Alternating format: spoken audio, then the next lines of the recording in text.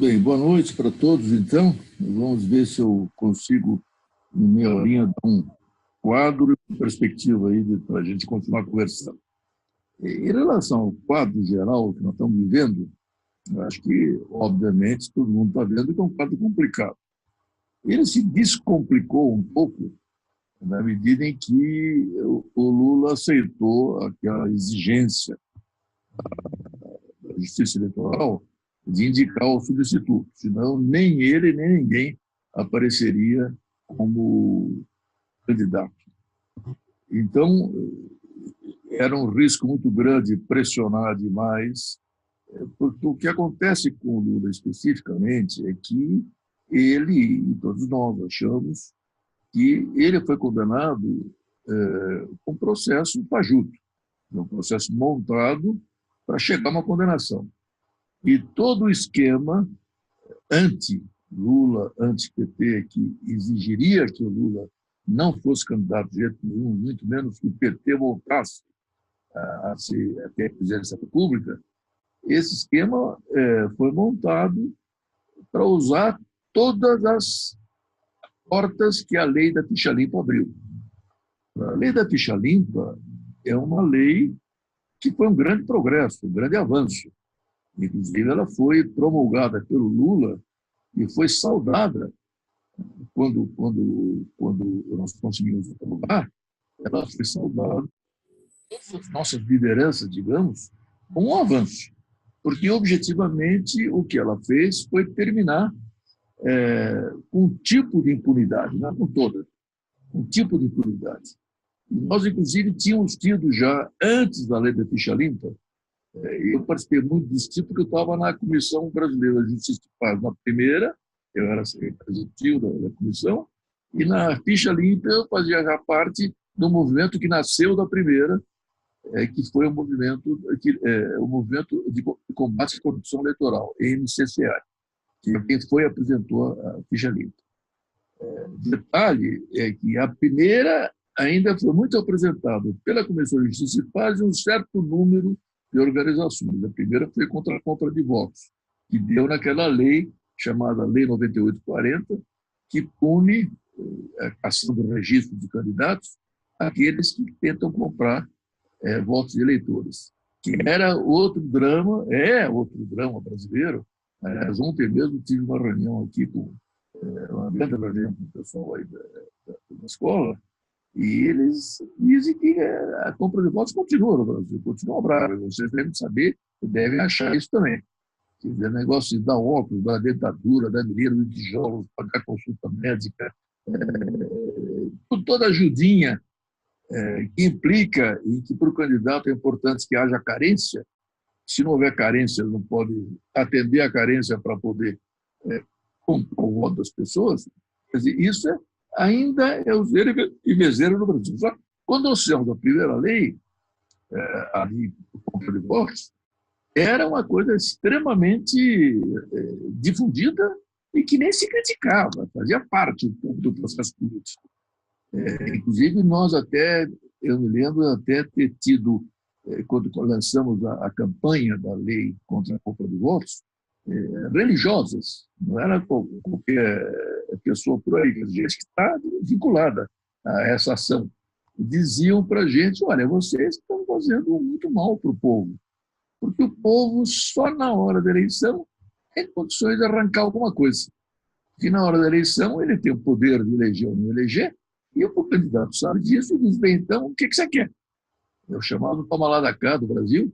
Não, o que você quer para dar para mim o seu voto? Então, é um mecanismo que existe até hoje, mas que era muito difundido no Brasil. Nós, inclusive, lançamos a campanha, o slogan da campanha era voto não tem preço, tem consequências. E essa campanha, quando nós fizemos, até episódios muito engraçados, a Globo entrou na campanha para apoiar, passou por um processo na Globo de São Paulo, uma porção de coisas que não vêm ao caso. Ela fez um programa nacional, nós fornecemos para ela dados, e ela foi atrás de casos de pessoas que tinham tido candidatos que tinham tentado comprar seus votos, e tomaram depoimentos. E uma delas, uma pessoa, não sei, acho que do Pará, Perguntaram, bem, teve um candidato que tentou comprar votos aí da comunidade de vocês? Claro, veio aqui. E o que ele deu para vocês? Ele deu dentaduras. Né? Ah, deu dentadura para todo mundo, deu.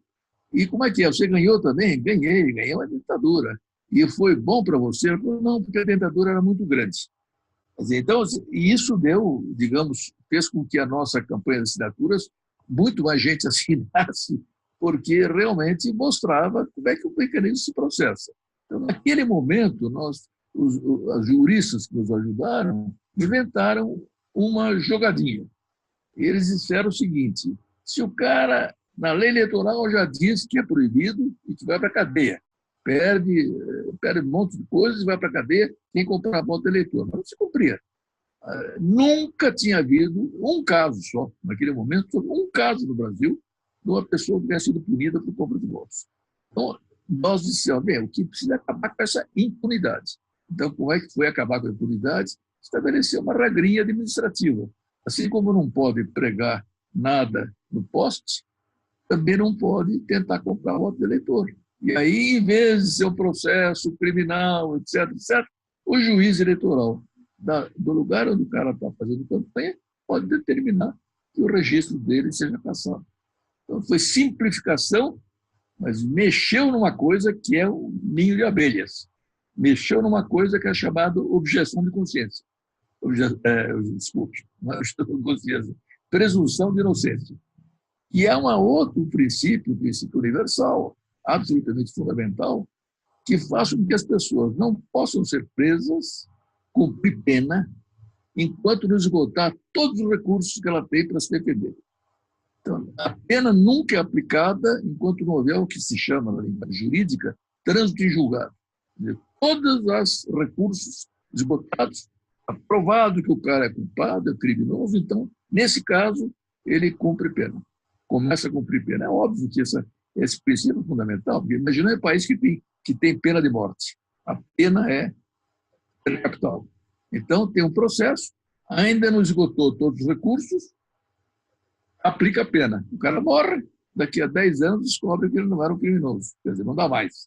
Aqui no Brasil teve um monte de casos, teve vários casos, de caras que ficaram 10, 15 anos na cadeia, cumprindo já a pena, e no entanto, eles não, depois se demonstrou que eles eram inocentes. Então, introduzimos uma espécie de relativização desse princípio, que não implicava em que o cara cumprir pena, mas ele tinha um direito de precaução das sociedades, ele perdia o direito de se candidatar. Isso só. O resto ele podia. Se fosse crime, ele teria que continuar se defendendo e até o final. Mas enquanto candidato, por quê? Porque a sociedade tem o direito de dizer, bem, uma pessoa que faz uma coisa desse tipo, um crime, compra votos, que é um crime sério, uma pessoa desse tipo não merece ser representante de ninguém, ele está comprando votos. Esse foi o princípio, que foi aplicado depois na ficha limpa, que era outro tipo de crime, outros crimes, uma série, e aí então já pegou uma questão mais complicada, quer dizer, não é só quem compra votos, é também quem isso, mil coisas, toda uma lista de situações em que o sujeito também perdia o direito de se eleger, o registro dele, se houvesse uma prova de que ele realmente cometeu esse crime. E para isso, para evitar exageros, o que nós fizemos? Primeira coisa, o juiz de primeira instância dá a sentença, mas isso não é suficiente. Tem que ter uma segunda instância, um colégio de juízes, pelo menos 3 juízes, desembargadores no caso, e decidem que aquela sentença é válida ou não é válida. E aí, então, a partir desse momento, o cara perde o registro. Mas não cumpre pena de cadeia. Não vai para a cadeia. Ele continua podendo se defender na sociedade de todos os crimes que está sendo acusado. E só quando tiver trânsito julgado que ele vai cumprir pena. Isso, por exemplo, foi uma dupla jogadinha que fizeram com o Lula. O que eles fizeram? Primeiro montaram, primeira instância, o Moro julgou e condenou o Lula. Aí, rapidamente, bem rapidamente, muito mais rapidamente do que normalmente, eles muito rapidamente passaram para a segunda instância A segunda instância, os 13 desembargadores, cortaram, confirmaram a condenação. Pronto. Confirmou a condenação, o Lula não pode ser mais candidato. Está cassado o registro dele. E aí, então, mas o Lula não tinha que ser preso por causa disso. É o direito eleitoral, isso aí. Não tem nada a ver com o direito criminal, onde funciona o princípio da presunção de inocência. Isso é muito importante a gente ver essa diferença para entender que houve realmente, no caso da nossa eleição aqui, uma montagem para pegar. Detalhe, o Supremo Tribunal Federal está até hoje dividido sobre se permite que prenda em segunda instância ou não. E cá entre nós, tem 6 votos a 5 pela prisão, enquanto caso por caso que eles estão examinando. Mas enquanto princípio, eles não estão conseguindo discutir. E estão conseguindo chegar a uma posição que inverte. É 6 a 5 lá dentro pelo não poder cumprir pena com segunda instância. Então, tem uma coisa agora, por que eles estão tão titubeantes nesse negócio? Porque, objetivamente, se o tribunal decidir, o Supremo Tribunal decidir que vale o princípio da presunção da inocência e o cara não pode cumprir pena, o juiz, com sentenças de segunda instância somente, eles têm que soltar não só o Lula, tem que soltar o Azeredo, que é um cara lá do Mensalinho de Minas, como tem que soltar milhares de presos que estão na cadeia hoje cumprindo pena sem trânsito em julgado. Então, é uma situação que decorrente da bagunça que é esse negócio, da falta de critério que funciona, é que tem milhares de presos no Brasil que estão presos preventivamente, estão presos temporariamente ou estão cumprindo pena por crimes que eles foram culpados. Então, eles estão com o chamado como é que a gente falou? A mão entre um problema e outro. Mas o principal aqui está impedindo eles de tomar uma decisão sobre isso é exatamente o Lula. Se eles tiverem que libertar o Lula, é um Deus os acuda. Porque, obviamente, imaginou o Lula livre, o Lula podendo sair por aí fazer campanha para os outros, como qualquer pessoa pode fazer, não é verdade? E, obviamente, o desfecho do golpe que começou na Dilma, mas, na verdade, era um golpe contra o PT, o fato do PT ter conseguido chegar na presidência da República, para evitar isso que aconteça de volta. Então, isso vai ser um Deus nos acuda. Então, na verdade, nós estamos agora numa situação um pouco mais tranquila, porque o Lula resolveu aceitar esse negócio dele indicar alguém. Mas ele não está aceitando um negócio de indultar, por exemplo. Então, os jornalistas ficam falando disso, indulto, forçam o Fernando Haddad a dizer que ele vai indultar, etc, etc. E tanto o Fernando Haddad como qualquer outro, mesmo o Ciro já falou a mesma coisa, quer dizer, e o Lula não quer ser indultado. Indultado é perdoado. Ele não quer ser perdoado. Ele quer que se prove que ele não cometeu crime nenhum. Entendeu o jogo como é que está, né? Então, isso, num certo sentido, isso descomplicou pelo fato de ter topado colocar o Fernando Haddad como candidato. Então, e o candidato agora é o Fernando Haddad, fazendo a campanha e está, digamos, subindo cada vez mais. Vamos ver o que resulta. E aí vem outro problema. Aí surge a outra complicação que estamos vivendo agora, que é a complicação, não é bem Bolsonaro, é antipetismo, né? e o PT. O antipetismo vai mais longe do que o fascismo do Bolsonaro. O antipetismo quer dizer, não queremos PT no governo de jeito nenhum. E então o golpe foi dado para isso. Então o que vai acontecer? Nós temos que impedir até o Fernando Haddad assumir se ele ganhar. Então já está vendo correndo por aí outras coisas que os militares estão se acertando, se organizando até para tentar dar um golpe se o Fernando Haddad for eleito. Porque o problema deles é impedir o PT. Mas se esse golpe fosse dado ainda por STB, digamos, que foi o que deu o anterior, Quer dizer, tudo começou com isso, quem falou foi o Tasso Gereissati. Tudo começou, o negócio da Dilma, quando vendo essa movimentação, não é? Quer dizer, outro golpe começou com a declaração do Aécio, que não aceitava o resultado da eleição. Aí o Eduardo Cunha entrou com pautas bomba, eles chamam de pautas bomba, isto é, leis que inviabilizaram efetivamente o governo da Dilma. Aí todo o resto do processo foi andando, um monte de problemas, uma manifestação em 2013 já pegou um pedaço disso, havia uma insatisfação porque os problemas do Brasil estavam meio complicados. Mas essa, enormemente, se deu a culpa toda na Dilma. Inventaram um crime que ela não cometeu, o negócio da pedalada.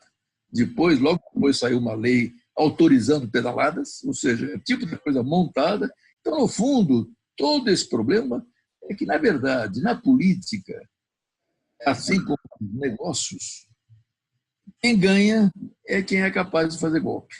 Golpinhos e golpões. Desde um golpinho pequenininho de passar uma coisa, passar uma fatura meio esquisita, sem ninguém perceber, ou passar até golpes políticos enormes. E isso é a regra nos negócios. Infelizmente, teve um campeão brasileiro de futebol mundial, que é o Gerson, que um dia falou essa fatídica frase: é preciso sempre levar vantagem.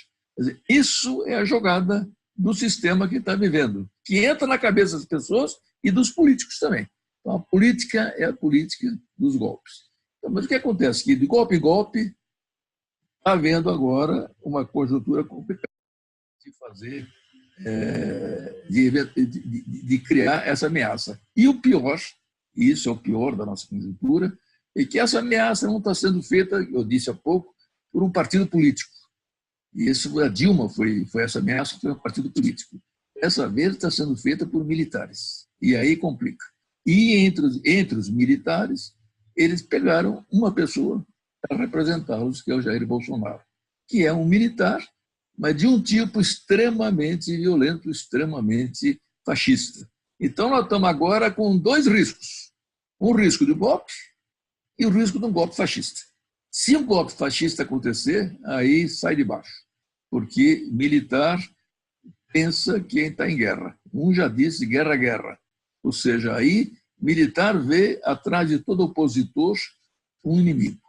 E ele tem que eliminar o inimigo, porque a guerra é assim. A guerra você mata os inimigos, destrói os inimigos. Ganha a guerra quem matar mais e destruir mais. E quem tiver menos gente matada, os outros, e menos destruição. Esse é quem ganha a guerra. Então, essa é a lógica. É uma lógica. E aí nós estamos correndo grande risco. Bem, eu paro por aqui. Essa explicação, que eu acho fundamental, porque eu tenho mais 5 minutinhos para dizer para vocês o seguinte: o que fazer? E neste quadro, obviamente, tem uma briga boa a fazer em torno da eleição do presidente. E não vamos deixar isso para qualquer coisa, não. Temos que participar dessa briga. Tem muita coisa sendo escrita, muita explicação sendo dada, e a gente pode perfeitamente entender o que está por detrás disso tudo. Inclusive, nem falamos em interesses estrangeiros que estão aproveitando a porta aberta para tirar a lasquinha deles. Então, está vendo essa coisa toda de privatização, de venda de tudo, vender a Embraer, agora a Embraer vai ser vendida também, ou seja, é agônico esse negócio. Então, vamos brigar, que o presidente tem condições de segurar, só que o poder todo não está com ele. E aí vem a segunda parte, que é a nossa preocupação muito grande, com o chamado Congresso. E também, como no Brasil só se pensa em presidente, presidente, presidente, ninguém da população que vai votar está muito preocupado em quem votar para deputado ou senador. E aí o que acontece? Aquele desastre que é o Congresso Nacional. Vocês todos viram, quando houve a votação pela condenação da Dilma, o nível que é a turminha que está lá. Sendo que essa turma, rapidamente, 1/4 dessa turma tem perspectivas ideológicas precisas, digamos, de direita, defende interesses de direita e tem uma visão de sociedade de direita. 1/4 tem perspectivas ideológicas precisas, eu diria de esquerda, defende posições de esquerda, chamados conservadores, de um lado, chamados progressistas, do outro lado, tem que usar outros termos, e no meio tem uns 50% de oportunistas, uns 50% de picaretas, como o Lula chamou de tempos atrás, e aproveitadores espertalhões, que descobriram que o Congresso tem enorme poder, porque o presidente da República não pode mexer uma palha sem uma autorização legislativa. Ele pode querer fazer o que ele quiser. O que ele quiser, ele pode fazer, mas ele, para fazer, precisa mandar um projeto para a Câmara, e a Câmara tem que, o Congresso, Câmara e Senado, e o Congresso tem que aprovar esse projeto. Se o projeto não aprovar, ele fica parado. Exemplo típico.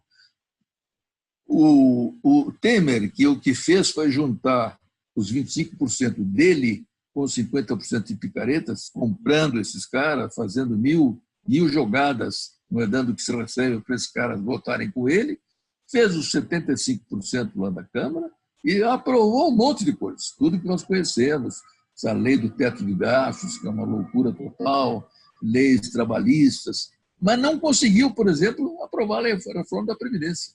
Por quê? Que não é poder dele fazer a reforma, o poder é da Câmara e tem que votar o projeto dele. Então, aí, esse exemplo dá bem a situação. E o que nós fizemos na nossa campanha agora, que estamos fazendo? Vamos, sem dizer que não é preciso pensar no presidente da República, estamos dizendo que é preciso pensar também e muito no candidato a deputado ou senador que a gente vai eleger. E, em torno disso, tem uma portinha de saída para essa crise toda que nós estamos vivendo.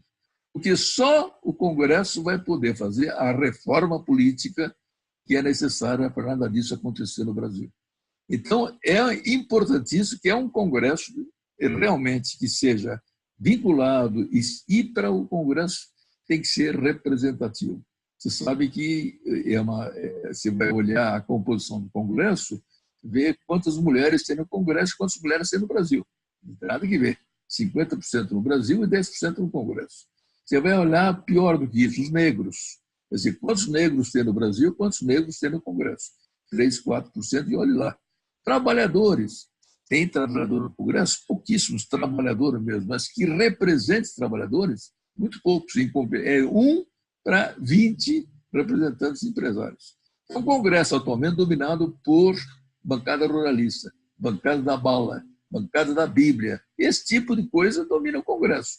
Não representa o Brasil. Então, a nossa campanha é feita para descobrir quem representa o Brasil. Então, vamos eleger gente que represente. Não é uma campanha para ter resultados maiores, significativos ainda, nesta eleição. Nós nos damos conta de que a máquina eleitoral é uma máquina muito poderosa e montada no Brasil há anos, que funciona há anos, e que essa máquina, por exemplo, ela se apoia nos prefeitos e vereadores, que são todos vinculados aos deputados federais. Eles é que elegem, são cabos eleitorais dos deputados federais e depois os ajudam a se eleger. E aí tem 1000 mecanismos para os emendas parlamentares, se você quiser depois um detalhe como é que funciona isso, mas que são mecanismos do edando que se recebe, do troca-troca entre prefeitos, vereadores, e deputados estaduais e deputados federais. Então, é uma máquina que elege sempre os mesmos. Nós temos 1000 ideias de reforma política. Uma delas todo mundo tem, uma delas é os nossos movimentos em geral. Uma delas é limitação do número de mandatos. Não pode ter mais do que 2 mandatos no parlamento, não pode ter mais do que 2 mandatos no executivo, não pode ter mais do que 2 mandatos no parlamento. Então, isso, por exemplo, ajudaria a quebrar um pouco esse esquema, porque tem muita renovação no Congresso. Dizem os cientistas políticos que é um dos congressos que mais se renova no mundo. Só que renova com quem? Renova com filho de deputado, com neto de deputado, com mulher de deputado. Ou seja, não renova por isso para nenhuma. Então, na verdade, é o mesmo esquema. Então, nós temos que atacar isso. Isso nós não vamos conseguir mudar muito nessa eleição. A gente vai ter que continuar muitos anos, que tem que, a próxima eleição, daqui a 2 anos, começar a atacar o problema das câmaras de vereadores. E é onde começa tudo isso, onde a máquina começa a ser montada, onde os picaretas começam a entrar e se deram conta de que fazer chantagem, o poder que eles têm, dá muito dinheiro. Eu fui vereador em São Paulo, vi de perto isso aí. E quando eu entrei para a Câmara de Vereadores, eu não tinha ideia. Inclusive, eu tinha ideia teórica, poderes, separação de poderes, função legislativa, legislar, fiscalizar, tudo isso. Só que estando lá dentro é que eu vi como é que aquilo funciona de fato. Aquilo funciona com uma maquininha de fazer dinheiro para os espertos que entram para lá, para usar o poder que tem o legislativo, que é o que faz todas as leis, que autoriza o governo, que fiscaliza o governo, para fazer entrar como lá e então usar o legislativo para tirar proveito de negócios, tirar proveito de empresas que estão dependendo do executivo, tirar proveito do próprio executivo que precisa dar para eles alguma coisa, tocar para ter alguma coisa. Essa campanha estamos em pleno andamento. Eu tenho a impressão que o Marcelo já passou, pelo menos está aí para colocar aí Vou colocar, Chico, na tela a campanha. Isso. Eu vou colocar aqui na tela para todo mundo poder acompanhar a campanha. Deixa eu abrir aqui. Aqui. Está na tela, todo mundo está vendo, Chico. Se você quiser que eu vá baixando ou entre algum ícone, você vai me dizendo, tá? Vai baixando. Mais ainda, mais. Aqui, venha participar. Volta um pouco. Aqui no Venha Participar. Bate aí. Deixa eu ver se está atualizado esse negócio que está aí. Eu acho que não está atualizado, viu? Baixa um pouco para ver. Baixa um pouco, baixando. Baixa um pouco mais. Isso, lê mais ou menos aí. Não tem mais. Não tem. Então, o negócio que está aí. Ah, não, está aqui. Pronto. Roteiro para quem quiser escolher bem quem votar para deputado e senador. Mas não tem roteiro. Não tem roteiro, bem. Então, está atrasado o seu negócio. Então, como é que eu faço para dar para vocês isso agora? Impossível. Pode mandar no meu, se eu tenho aí, pode mandar no meu e-mail que eu abro agora. Se eu tiver fácil. Eu tenho aqui no seu e-mail. O problema agora é entrar nesse negócio aqui. Ou se não, Chico, eu posso mandar por e-mail de cada participante presente. Em seguida, eu mando depois, não agora. Se eu começar a fazer isso aí, eu tenho medo de cortar a ligação. Esse roteiro aí, eu tenho que pegar um roteiro aqui perto. Deixa eu ver se eu pego aqui perto, se eu tenho algum pertinho de mim. Espera aí, eu vou sair um pouquinho aqui do meu lugar. Tranquilo, Chico. Enquanto isso, eu peço para que vocês possam ver aqui o nome do site. Está aqui em cima, o novocongresso.org.br. Então, esse é o site que o Chico vai abordar sobre essa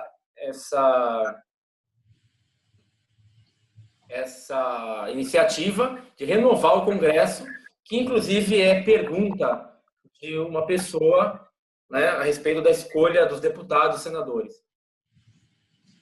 Olha, eu achei aqui o negócio, deixa eu mostrar para vocês aqui, ó. O roteiro, sim, está impresso aqui, é um folhetinho, né? Você pode mandar imprimir, distribuir para as pessoas, e termina com os 8 passos do roteiro. Começa aqui, vai andando, desce aqui, continua, vai por aí afora. Esses 8 passos são a maneira pela qual nós achamos que as pessoas poderiam escolher o seu candidato. Então, eu já vi que tem umas perguntas no chat ali que dizem outras coisas, mas talvez eu termino isso, depois pode pegar as perguntas do chat. Certo? Você quer falar alguma coisa do site, Chico?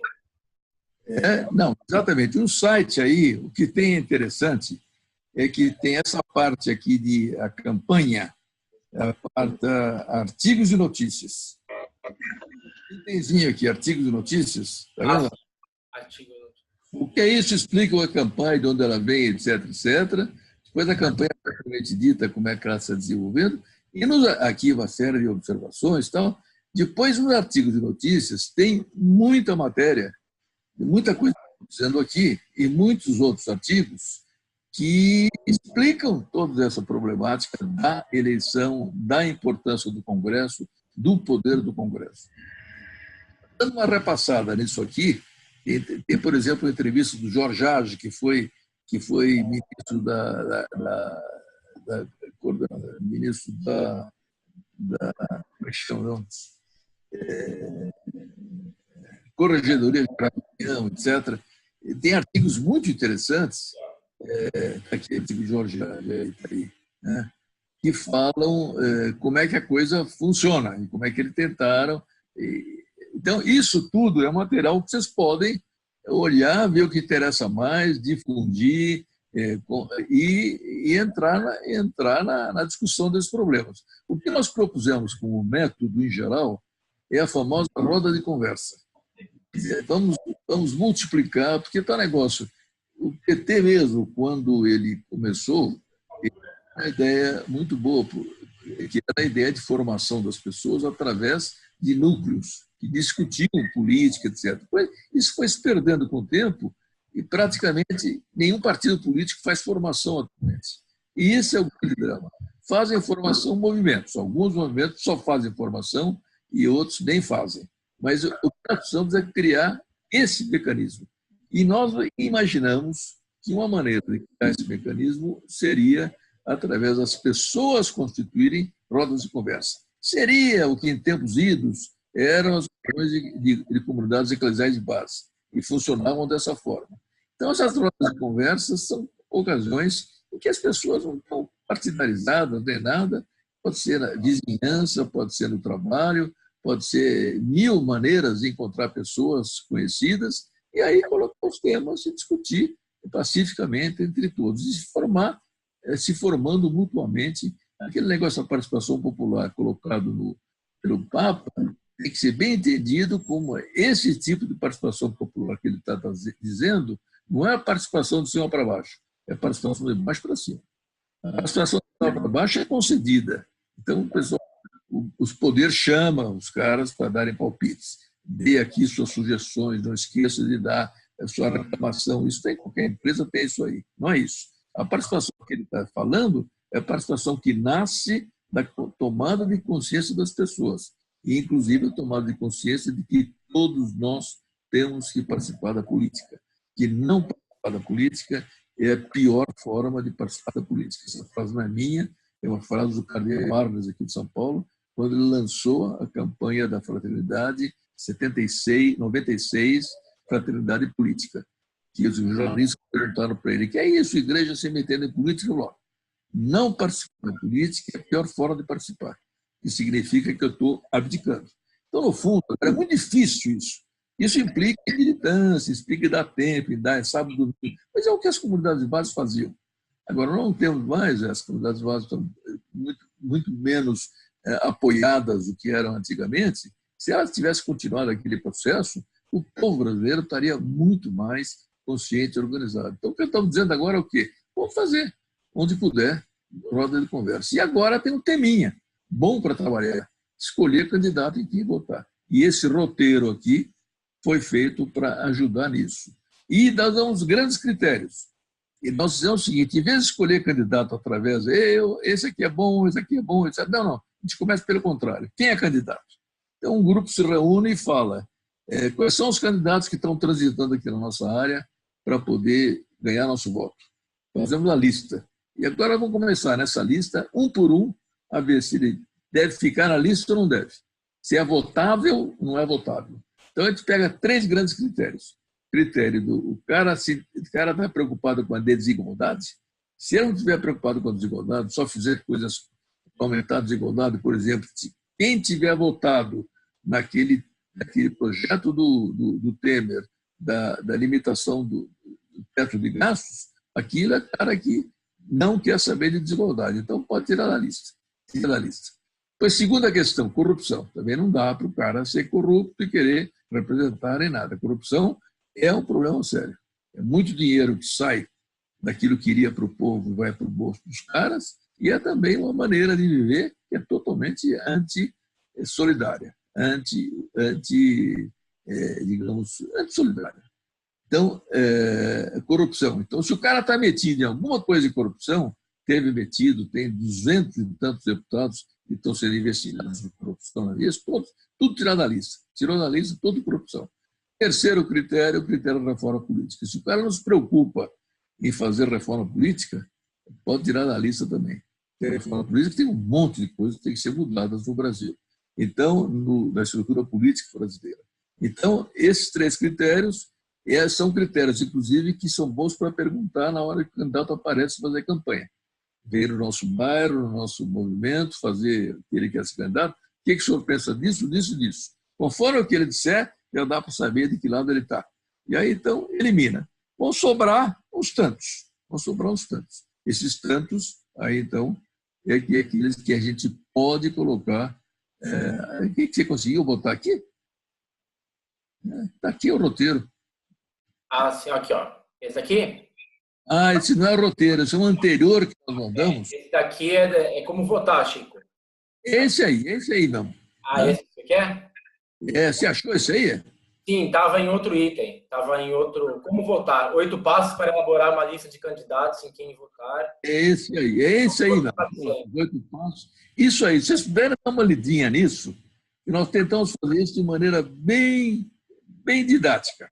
Só isso dá uma boa conversa de uma vez, de roda de conversa. Na segunda, a gente já pode sentar e começar a trabalhar, a escolher nomes. Primeiro, discute isso aqui.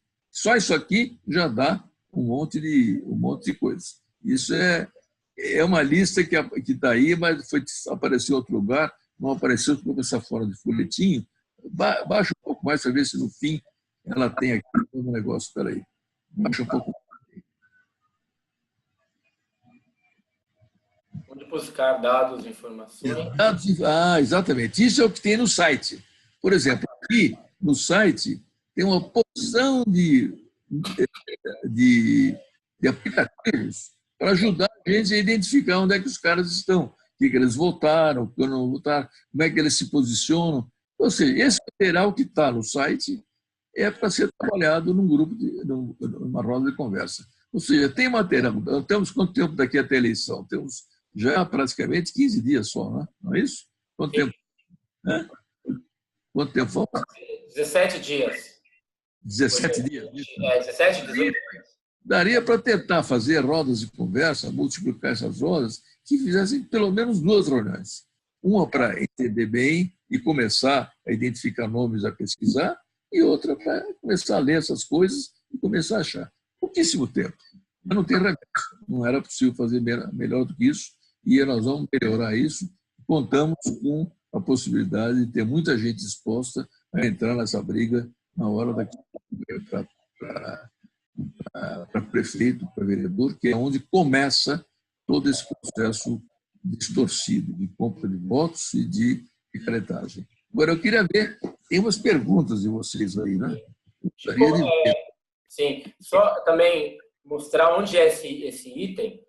Esse daqui, então, essas instruções estão aqui, em quem votar. Aqui, né? Exatamente. Eu tinha pensado que tinha sido colocado em cima. Isso. E aqui também, essas pílulas temáticas. Isso. Pequenas explicações boas, viu?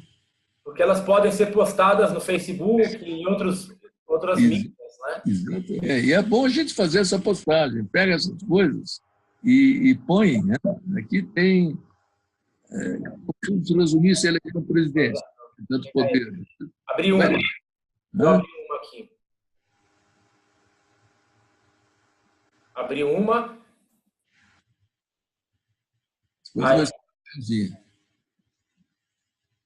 Então, embaixo dá para compartilhar no Facebook, no Twitter. Exatamente. Espalhar isso aí, melhor, né, gente? Nós estamos criando instrumentos para espalhar. Você pega uma pílulazinha dessa, vê a que vocês mais acham importante. E fizemos 10 pílulas, íamos fazer 15, 20, mas não deu tempo. Não dá tempo de fazer tudo que a gente quer fazer. Continuaremos. Esta aqui, por exemplo, impostos, esta aqui Desculpe. Abri uma. Esta aqui. Aqui tem várias. São curtinhas, né? Para que possam ser lidas. Feitas para isso. E mesmo isso aqui somente, só a chamada, esse amarelo que está aí, já dá para Facebook. E se o cara quiser ler mais, vai para o site e lê o resto. Temos que contar com o interesse das pessoas. E aí, isso é o primeiro desafio, fazer com que as pessoas... Ok, Chico. Então, vamos... Então, o site, o novo congresso, eu vou colar esse site aqui, o link dele, no bate-papo do nosso... Então, voltamos. Vamos lá, então? Então, voltamos aqui para as perguntas, Chico. Eu colei, então, aqui no bate-papo. Sim. Tá? No bate-papo está o link, tá? Para quem quiser entrar do novo congresso, esse site que o Chico citou. Então, as perguntas, Chico, vou seguir na ordem. Se alguém tem alguma pergunta, é só escrever no chat, tá? Então, fica à vontade ainda. A primeira pergunta é sobre o voto nulo, né? O que o senhor diz sobre o voto nulo? Isso é uma coisa que, às vezes, o voto nulo quer dizer protesto. Detalhe, não dá nem para anular o voto com a nossa sisteminha de urna eletrônica. Se alguém souber como é que anula voto, sabe como é que me disseram que anula? Você botar qualquer número lá. Tem que bater o número do candidato, você bota qualquer número do estapafúrdio. E aí, automaticamente, vai anular o voto. Mas nem vai aparecer com uma determinação sua de querer anular o seu voto, que não está de acordo. Então, é bobagem esse negócio de anular. Então, dizer para as pessoas que anular não muda nada, assim como não votar, assim como se abster de votar. É aquela história do Dom Paulo. Não participar da política, o mínimo de participação da política que tem que fazer é participar da eleição. Mínimo. Mínimo. Menos do que isso é possível. Aí é ignorar o país, ignorar o próprio poder que tem, ignorar tudo. Então, não dá. Então, essa discussão é uma discussão boa. Muita gente que vem à roda de conversa talvez venha com essa ideia. Tem que anular o voto. Bem, então vamos discutir. Então, certo. A próxima, então, alguém perguntou, pediu que o senhor falasse um pouquinho mais sobre o combate à corrupção eleitoral. O senhor está falando, né, sobre a Lei 9840, mas acho que a pessoa pediu que o senhor falasse um pouquinho mais, talvez como efetivar esse combate.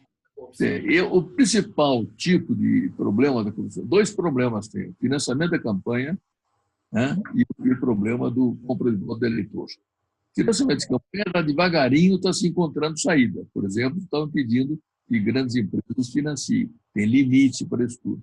Mas, obviamente, aí vem muita corrupção, porque as empresas e as pessoas que financiam candidatos não financiam a troco dos olhos bonitos do candidato. Eles financiam porque acham que o candidato depois vai virar o despachante deles lá dentro. Então, aí tem que atacar isso. Agora, o problema realmente sério é o problema do eleitor. O eleitor perceber que ele tem muito poder e que vender o voto é mais...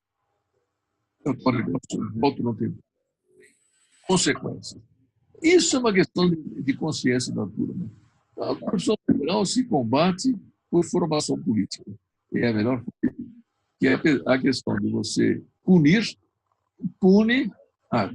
mais para adiante também. Depois que saiu 9840, não sei se algum de vocês participou, mas foram criados milhares de comitês 9840 no Brasil afora, que, por sua vez, depois constituíram movimento de combate à corrupção eleitoral. Esses comitês saíam feito doidos por aí afora. De casos contados, por exemplo, do comitê que saía de motocicleta atrás do candidato, ele andando na cidade, a turma de motocicleta atrás dele, para ver exatamente o que iria fazer. Seria dar alguma coisa, seria prometer o que é. Então, isso vai ter que ser... Pegou isso aí, tem que fotografar, tem que gravar, tem que entrevistar e levar para o promotor. O promotor é que vai fazer o processo, que entrega para o juiz anula. Funcionou. A primeira eleição depois da lei, mais de 1.000 caras tiveram seu registro cortado. Mas não foi porque o juiz mandou, foi porque o povo, o Papa diz, o povo entrou na jogada e começou a fazer combate. Muita gente não acreditava, muita gente achava que não adiantava nada, muito juiz não sabia da lei, não entendia a lei, muito promotor que devia receber a denúncia não acreditava que aquilo fosse para valer, demorou muito. Mas uma eleição, uma segunda eleição, agora praticamente todo o Poder Judiciário está consciente disso. E eu fiz até uma reunião, participei de uma reunião há uns 10 dias atrás aqui em São Paulo, em que tinha agência da Polícia Federal, da Polícia Civil, público, juiz, é tudo lá, porque eles estão dispostos, esses aí, dispostos a ajudar a combater a coisa. É isso. intervenção no primeiro, no Rio de Janeiro. Seria Chico, sobre a intervenção no Rio, ele pergunta como se foi ensaio uma possível intervenção militar no país, né? E eu aproveito também e completo se esse autoritarismo, essa presença dos militares não se dá também por causa de tanto corte nos direitos, né, que nós temos tido, e eles estão com receio que o povo pode se organizar, pode se manifestar como a greve dos caminhoneiros, né? Exatamente. Então, eles não brincam em serviço, não. Eles e não brincam em serviço, matando. É realmente uma outra lógica. Estou escrevendo, aliás, um texto agora. Oi? Deu alguma coisa aí? mas voltou já. Voltou. E eu estou escrevendo um texto agora, inclusive o meu atraso hoje para jantar, foi porque estava tentando terminar esse texto. Vou mandar para vocês, mando para você, Marcelo, você distribui para todo mundo, em que eu tento analisar a lógica militar, entendeu? Que é o grande, na minha opinião, o grande ameaça que estamos vivendo. Eu acho que não chegou a tanto, viu? A intervenção militar no Rio foi mais uma jogada de propaganda do Temer, para dizer que ia dar um fim a esse problema de segurança que todo mundo sentia, dizendo, olha aqui, eu vou mandar a intervenção militar. Os próprios militares foram meio surpreendidos e não sabiam muito o que fazer. O resultado é que não deu resultado nenhum para nada. Então, não dá. É uma experiência militar, mas não é uma jogadinha calculada direitinho para poder ter outras coisas sérias. Depois. Pergunta ainda algo que você já citou a respeito do roteiro para escolher bem o deputado e o senador, né? E a pessoa, 60% devem ser reeleitos. Então, a preocupação com essa questão da reeleição que você já citou, né? Não sei o que resultado vai ter. Nós estamos muito surpreendidos na campanha por uma coisa. Nós começamos a falar desse negócio da importância do Congresso, que achávamos que estamos falando grego para as pessoas. Ou seja, que vocês estão falando disso, nosso presidente, aí está um problemão aí, e vocês falando disso. Que é isso? E, no entanto, não só por nossa força, por força dos fatos, muita gente está acordando com esse problema. Então, o fato concreto é que pode ser que dê resultado. Não só por essa pesquisa, mas por mais gente. Agora, eles continuam dizendo que deputados, 60% vão ser reeleitos. É muito possível. É menor que 60%. E eu acho que equilibrou um pouquinho isso aí. Certo. Também pergunta se sobre a redução do número de deputados estaduais, federais e a redução também do número de vereadores. Como que isso é um tema de reforma política, entendeu? Temos que discutir se deve, como, quanto, etc. Tem mil mudanças. Há gente que diz, por exemplo, que vereador não deveria receber salário, como é em todo o país desenvolvido. Não recebe salário. O vereador não trabalha tanto assim na Câmara, na cidade, para ter algumas funções. Na França, por exemplo, alguns vereadores que recebem funções junto ao executivo, que lá é um sistema mais parlamentarista, né? Esses vereadores recebem alguma coisa. Os outros todos, para ir uma vez por semana, uma vez cada 15 dias se reunir, nem na Alemanha, que é muito mais intenso isso, os caras não sabem nada. Então, isso é reduzir o número. Óbvio, aqui se aumenta o número. Não só o número de vereadores, deputados, etc., mas somente o número, os salários deles e o número de assessores. É uma vergonha a quantidade de assessores que tem vereadores. Tudo pago para a gente. E isso é porque os assessores não são, senão, cabos eleitorais. Tem uma coisa que acontece, viu? Quem entra na política percebe isso rapidamente. Quando o cara é eleito, no dia seguinte, ele já começa a pensar como é que eu vou ser reeleito. Chama-se síndrome da reeleição. É uma doença. Então, o cara, a partir de então, onde é que vai conseguir dinheiro e que projetos de lei eu vou votar, quem que não vai gostar eu não vou votar, vou ver que se isso me dá mais votos, não me dá. É isso. Então, reeleição, se a gente acabar com ela, muita coisa se resolve no Brasil. Certo. Os cargos comissionados, né, Chico? O problema dos os cargos comissionados que vem junto dos tudo isso é questão, é legislação, tudo isso é reforma política. São itens que tem um movimento chamado Plataforma dos Movimentos Sociais por uma Reforma Política. Eles têm um livro de coisas que têm que ser mudadas, em todos os níveis. No Congresso, no Executivo, no Legislativo, no Judiciário, um montão. É só a gente debruçar em cima disso que encontra um montão. Só que nós temos duas possibilidades para trabalhar isso aí. Ou trabalhar ponto a ponto, trabalhar grupalmente. Eu sou da opinião que a gente tem que trabalhar ponto a ponto. É lento, mas uma coisa que se modifica com muita repetição pode dar mais velocidade para a mudança. Então, nós temos que encontrar, por exemplo, eu acho que as duas leizinhas que nós fizemos, que era compra de votos e a ficha limpa, foram duas pegadas estratégicas. Essas tiveram repercussão enorme. Então, tem que encontrar outras.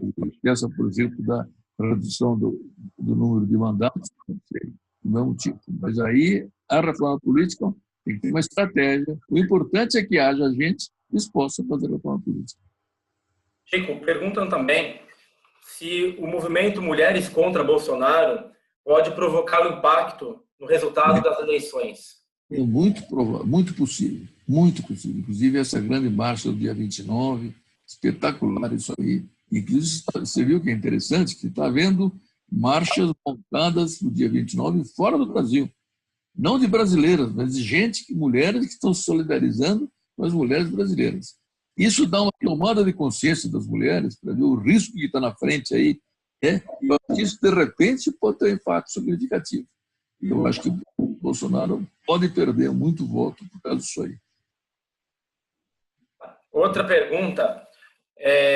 Se o PT não precisaria fazer uma autocrítica, uma vez que se aliou a partidos opostos como o PMDB, e se ele cita a renovação política com outro partido, mas que não negasse os avanços trazidos pelo PT. Esse é o grande desafio que está na frente do PT. Eu já não sou mais do PT, né? Eu já saí do PT desde 2008, 2006, exatamente por causa da não autocrítica. E porque eu sentia, já na Câmara, eu sentia o desvio daquela visão pragmática. Que o PT entrou, muita gente do PT achou que a gente tem que ser realista. A realidade da nossa política é essa, é só a qualidade que se recebe que funciona. Não tem governabilidade se você não tiver gente, uma maioria no Congresso. Eu fui vereador junto no mesmo mandato com a Erundina. A Erundina não se dispôs a comprar vereador nenhum. Ela governou o tempo todo com minoria. Quer dizer, é impressionante o que ela resistiu a isso tudo. Eu sou nessa posição, mas muita gente não era, não é. Tem que achar, nós temos que ser chamado pragmatismo. Se precisa de dinheiro, vamos buscar o dinheiro. Não interessa. É um pouco a teoria do fim que justifica os meios, mal levada. Ela, em geral, tem que ser mal levada, mas é muita gente que pensa isso. Como eu vou fazer bem para o Brasil, então eu tenho o direito de fazer umas besteiras desse tipo. Esse foi, na minha opinião, o grande erro do PT, que fez com que ele acabasse. Porque eu saí, a grande crítica que se fazia é que o PT era um partido como todos os outros. Isso é que não podia acontecer. Não podia acontecer do PT ser considerado um partido como todos os outros. Mas aí aconteceu e eu, então, preferi, inclusive, voltar para a sociedade civil para trabalhar fora dos partidos e trabalhar puramente na formação e na organização popular. Chico, dentro dessa questão da renovação dos partidos, dos avanços trazidos pelo PT, o senhor pensa que também esse aperto, esse corte nos direitos, se isso teria a ver com o partido ou se não é também uma influência internacional, dado que o acirramento, né, da competição entre as potências tem crescido, né? Estados Unidos, por exemplo, China, cada vez mais estão com uma competição acirrada. E com isso, claro, eles querem cada vez mais controlar os recursos, os espaços. Então, eu pergunto se também não teria essa diminuição dos avanços do PT, né, dos projetos sociais, não está ligado a uma influência externa, não só a mudança de partido. Pode ter, pode ter. Entendeu? Eu não entendi bem a pergunta, como a influência externa poderia se dar nisso aí. Eu não entendi muito bem a pergunta. Não, é que a pergunta é como não retroceder nos passos que o PT trouxe para o Brasil. Ah, Como não negar os avanços trazidos pelo PT. essa pergunta escrita aqui é? Isso, está escrito. Aí o que eu completo a pergunta é até que ponto isso foi um avanço, esse corte dos direitos está ligado à mudança, à saída do PT, ou esse corte de direitos também estaria ligado a questões externas, ao Brasil, a pressões externas. Não, isso é a lógica do sistema capitalista, né? Quer dizer, o mundo é dominado pelo sistema capitalista. Então, o corte de direitos foi uma espécie de exigência do sistema financeiro. O sistema financeiro, o Brasil está montado para pagar juros para o sistema financeiro. A economia brasileira está para isso. Tem outros erros da economia brasileira, que é crescimento a qualquer custo. Não é, não deveria ser. Tem, inclusive, muitos movimentos pelo decrescimento. Quer dizer, em vez de crescer a economia, crescer. Então, tem mil coisas que têm que ver com a ideologia capitalista, que está dominando o Brasil. Ela domina principalmente nos chamados dirigentes econômicos e políticos. Os nossos economistas têm que fazer eles funcionam dentro da lógica do capitalismo. Quer dizer, começar pelo Adam Smith, que dizia que a mão invisível que resolvia as coisas e que as pessoas todas, cada uma luta pelo seu interesse. Quer dizer, à medida que se aceita a sociedade e cada um luta pelo seu interesse e tem que, portanto, deixar que isso funcione, isso não consegue mudar nada. Então, temos que fazer com que as pessoas percebam que há outros valores. Solidariedade é outro valor. Então, um negócio como competição e cooperação. Enquanto você acredita que é a competição que resolve os problemas, que é próprio do capitalismo, não vai resolver nunca. Você tem que mudar para a cooperação que vai resolver os problemas. Então, é outra perspectiva na maneira de se organizar. O senhor acha que se entrar no governo um partido de esquerda, ele consegue retroceder na reforma trabalhista, consegue voltar atrás do corte? Depende, como diz o Papa, depende da pressão popular. Só a pressão popular é que vai retroceder. Vários já disseram, por isso mesmo acho que principalmente Ciro e Filho Haddad, que falam esse tipo de coisa, e outros também, mas não sei quais. Poucos, evidentemente. Nós temos que revogar certas leis. Certas leis foram, digamos, são criminosas.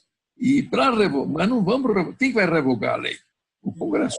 Esse é o problema. Não é nem judiciário nem executivo, é o Congresso. Então, nós temos, de um lado, ter gente no Congresso disposta a revogar, segundo, ter pressão popular. Olha, nós fizemos as duas leizinhas nossas de iniciativa popular porque havia pressão popular.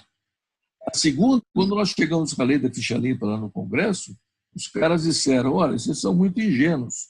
Essa lei aqui só é mais fácil uma vaca voar do que essa lei ser aprovada. Foi a pressão, durante meses, que demorou 6, 7 meses para a lei ser aprovada. Foi a pressão que foi aumentando, e pelas tantas os caras se deram conta de que não seriam reeleitos se não fosse. Esse que é o problema. Não seriam reeleitos se não votasse aquela lei. Então, pumba, aí passou. Agora, tem os avanços que o PT fez, que esse não volta para trás, e que são muito importantes. Principalmente o avanço na educação, na parte de universidades federais, etc. Ela abriu espaço para muita gente ir para o ensino superior. Aquele esqueminha, que era um esqueminha assim, muito pragmático.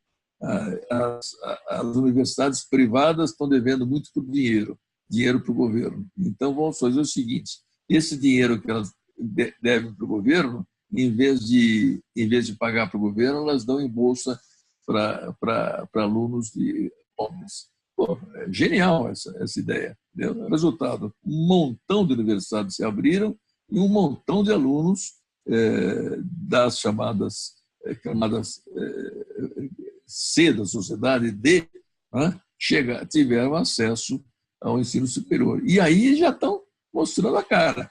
Eu tenho visto muitos sites, muita coisa na televisão, nas redes sociais, a moçada já falando, olha, nós chegamos e viemos para mostrar que aqui viemos. Então, isso tudo já ninguém mais segura. Mas nós estamos pagando um preço secular de separação social entre ricos e pobres. Começou em 1850, com a Lei de Terras.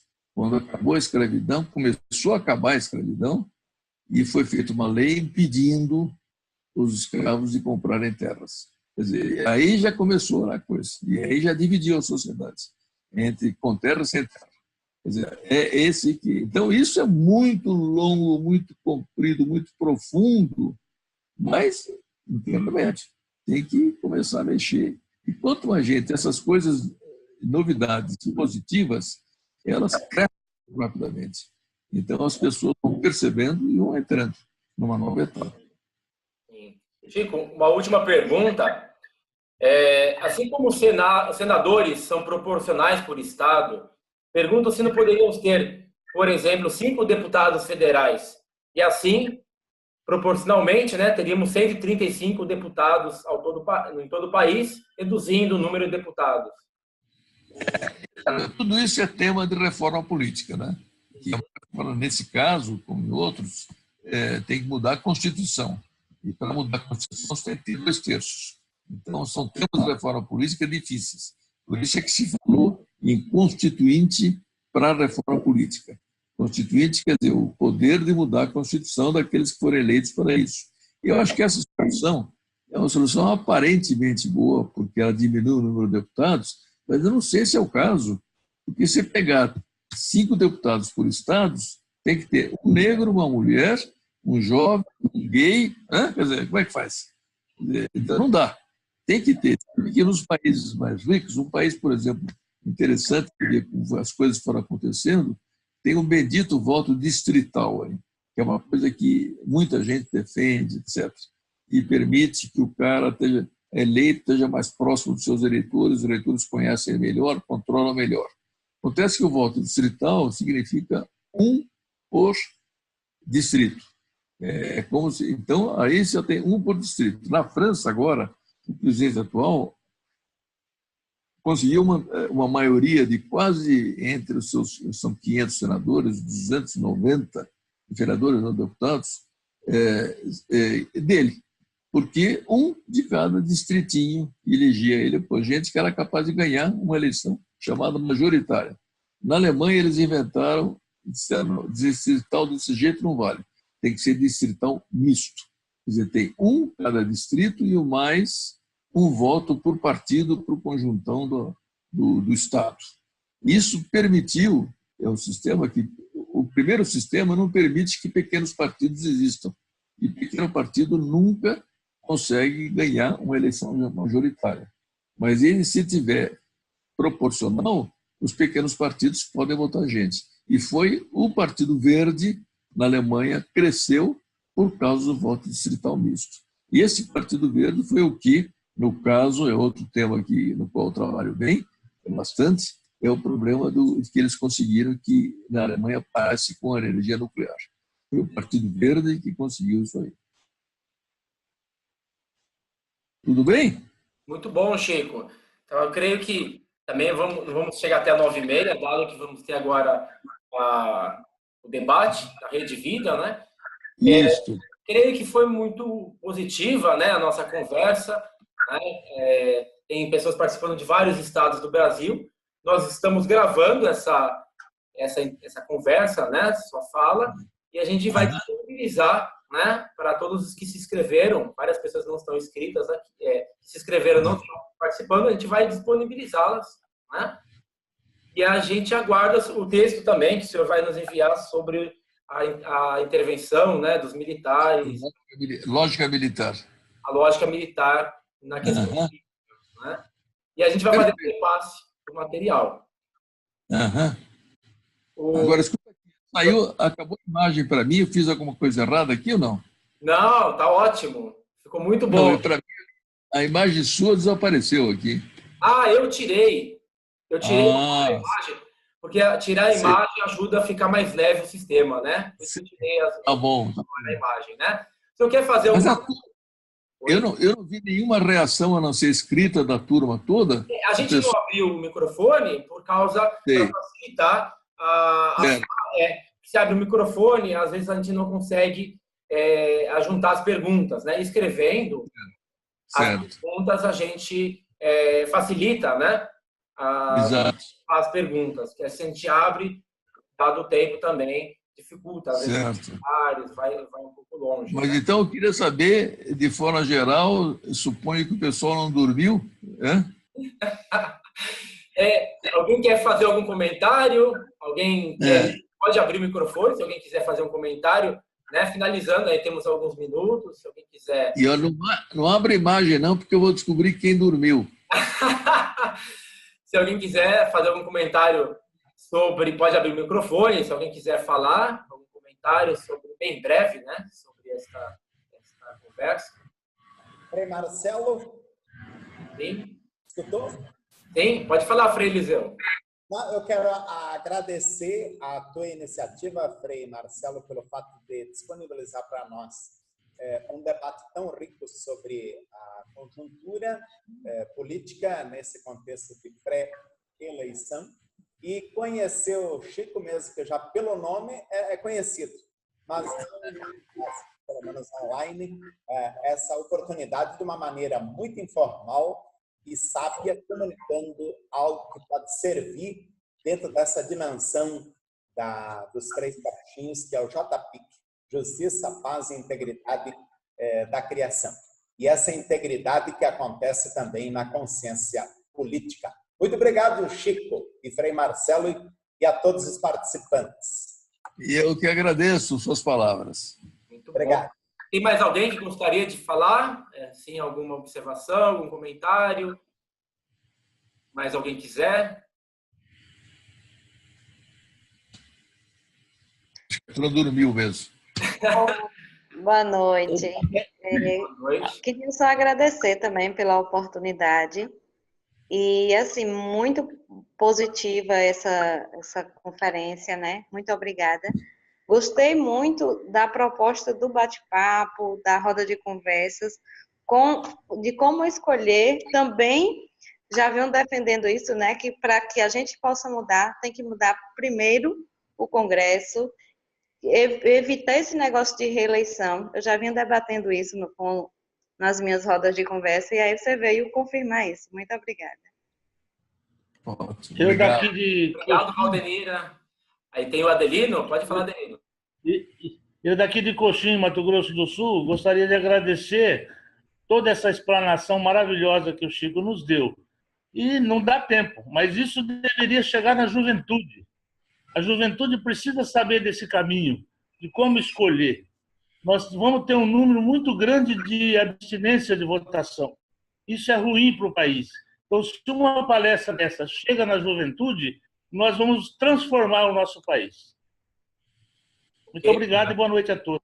Grande, Chico, grande. a gente pensa em colocar esse vídeo no YouTube. Tranquilo, né, Chico? Aham. Então, nós vamos disponibilizar. Nossa ideia é colocar no YouTube. E aí, quem quiser também compartilhar, tá bom? A gente pode compartilhar o máximo, né? Perfeito. E a nossa proposta, o Chico se disponibilizou para outra conversa, né?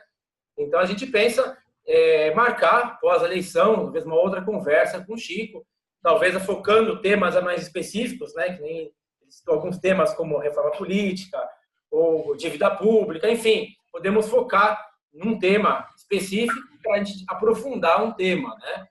Lembrando que ano que vem a campanha da Fraternidade tem como temática, né, políticas públicas, né, Chico? Então você vai ser importante para nos ajudar um pouquinho. Olha, eu acho que esse sistema que vocês têm é espetacular, viu? Porque, obviamente, é muito mais barato, digamos, do que me locomover. E muito Chega mais pessoas. mais objetivo, né? Em vez de eu ter que... 34 pessoas, quanto? 34. Participaram ao todo 18, chegaram a 18 pessoas. 18. Eram 50 inscritos, mas vários se não puderam, enfim, mas 18 pessoas participaram. 18 de diferentes lugares. Se eu tivesse que ver cada grupo, eu teria que ter 3 helicópteros, e ser 5 pessoas, eu ser 5, para dar tempo, no mesmo tempo, de estar em todos os lugares. Então, isso realmente, e ao mesmo tempo que é uma interação entre todos. Temos que encontrar uma maneira, Marcelo, de fazer, e talvez reservar um tempo para discussão entre os participantes. Não deles comigo, eu com eles, mas entre eles. E daí tirar todo o proveito dessa tecnologia aí que está à nossa disposição. Sim. Parabéns, viu, pelo seu trabalho. Obrigado. A gente controla o tempo, dado por ser de noite, a gente sabe se estender muito, né? As pessoas, e também vamos ter o debate agora há pouco. Mas se mais uma pessoa quiser ainda fazer algum comentário, se mais alguma pessoa quiser fazer um comentário breve.